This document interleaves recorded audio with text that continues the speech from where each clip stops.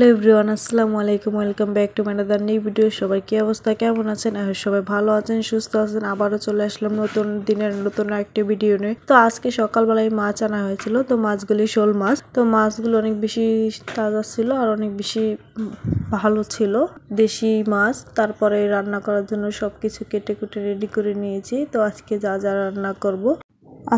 রান্না করব তা তো অলরেডি দেখে বুঝেই গেছেন আজকে রান্নার প্রিপারেশন।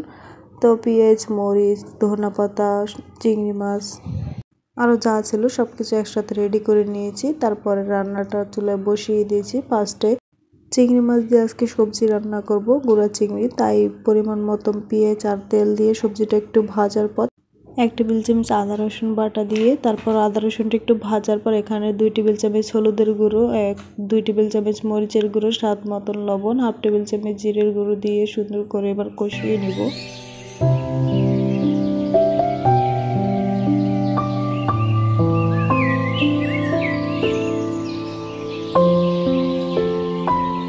মশলাটা একটু কষানোর পর তারপর চিংড়ি মাছ আর একটু পানি দিয়ে আবারও সুন্দর করে কষিয়ে নিব মাছটাকে।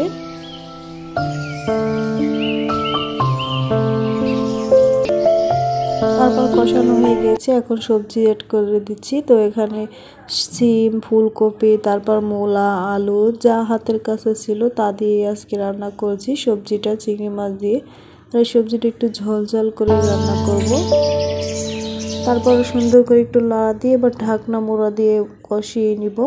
যারা আমার ভিডিওর সাথে আছেন কিন্তু একটা লাইক দিতে ভুলে গেছেন, প্লিজ একটা লাইক দিয়ে দিবেন। আর যারা এই কাজটা অলরেডি করে ফেলেছেন তাদেরকে অসংখ্য ধন্যবাদ।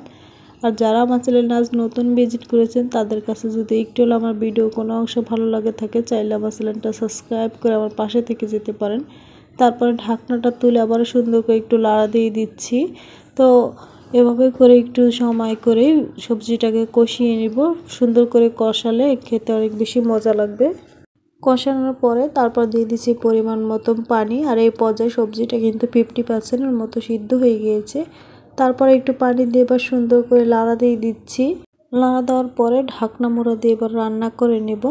তারপরে ঢাকনাটা তুলে এবার সুন্দর করে আবারও লাড়া দিয়ে দিচ্ছি। এভাবে করে সবজিটাকে রান্না করে নিচ্ছি।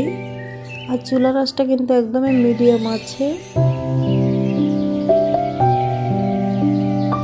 এই পর্যায়ে সবজি রান্নাটা হয়ে গিয়েছে। তারপরে দিয়ে দিচ্ছি একটু কাঁচামরিচ, 3-4টা কাঁচামরিচ দেওয়ার পর এবার দিয়ে দিচ্ছি একটু ধনা পাতাটা দিয়ে এবার সুন্দর করে লাড়া দিয়ে তারপর নামাই নিয়েছি সবজিটা। তারপরে মাছ রান্না করব আজকে ইলিশ মাছ রান্না করার জন্য পরিমাণ মতো হলুদ আর লবণ মেখে তারপর মাছটাকে হালকা করে ফ্রাই করে নিয়েছি। আর যেহেতু শোল মাছ আনা হয়েছে, শোল মাছ আর আজকে রান্না করা হবে না, কারণ শোল মাছ যেহেতু কেটে ধুয়ে রেডি করতে অনেকটাই সময় লেগে যাবে। তাই ফ্রিজে ইলিশ মাছ ছিল, ইলিশ মাছ রান্না করে নিচ্ছি। আর শোল মাছগুলি কেটে সুন্দর করে ধুয়ে ফ্রিজে রেখে দিয়েছি। তারপরে এখানে ইলিশ মাছ রান্না করার জন্য পরিমাণ মতন পেঁয়াজ আর তেল দিয়ে মশলা দিয়ে এবার ভেজে নিচ্ছি। আর মাছ রান্না করতে যা যা মশলা লাগে এখানে সব রকমের মশলা দিয়ে এবার সুন্দর করে কষিয়ে নিব।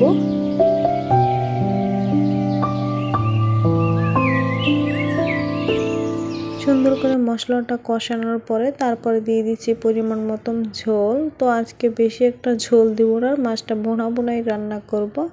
তারপরে ঢাকনা মোড়া দিয়ে বলক আসা পর্যন্ত অপেক্ষা করছি। বলক আসার পর তারপর মাছগুলি দিয়ে দিচ্ছি। মাছগুলি দিয়ে বা সুন্দর করে লাড়া দিয়ে দিচ্ছি।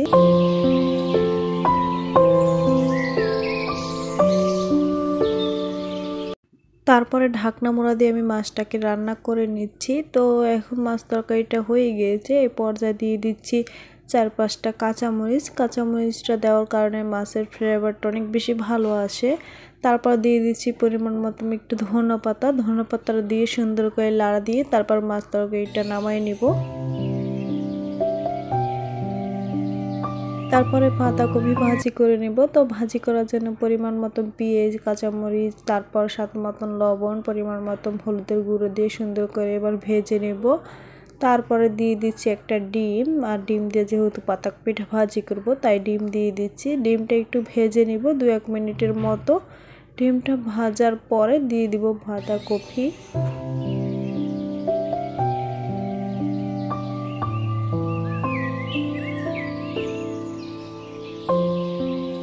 বাঁধাকপি দিয়ে সুন্দর করে এবার লাড়া দিয়ে দিচ্ছি। লাড়া দেওয়ার পরে ঢাকনা মুড়া দিয়ে দিচ্ছি। আর এরই মধ্যে 2-3 বারের মতো লাড়া দিয়ে দিচ্ছি ঢাকনাটা তুলে। তারপরে ভাজিটা হয়ে গিয়েছে, তারপর দিয়ে দিচ্ছি একটু ধনেপাতা, বেশি করে ধনেপাতাটা দিয়ে সুন্দর করে লাড়া দিয়ে তারপর ভাজিটা হয়ে গিয়েছে। আর এদিকে চুলাটা অফ করে দিয়েছি। আর আজকে অনেক বেশি তাড়াহুড়োর মধ্যে দুপুরের রান্না কমপ্লিট করেছি। আর এখন সব খাবার দাবার টেবিলে নিয়ে নিচ্ছি, তবে এখন খাবো না, জাস্ট একটু ভিডিও করার জন্য টেবিলে নিয়েছি। তারপরে মেহেদিকে আনতে যাব, তাই আর খাওয়া দাওয়া হয় নাই। তো মেহেদিকে স্কুল থেকে আনতে যাচ্ছি, ওর পরীক্ষা শেষ হয়ে গিয়েছে। আর আগে বুঝতে পারিনি যে ওকে আনতে যাওয়া লাগবে, তো হঠাৎ করে শুনতে পারলাম যে ওকে আনতে যাওয়া লাগবে, তাই ওকে আনতে যাচ্ছি। আর সিএনজি ভাড়া করেই যাচ্ছি। আর যেহেতু ওর স্কুলটা মোটামুটি ভালোই দূর, তো সময়ও বেশি লাগে যেতে।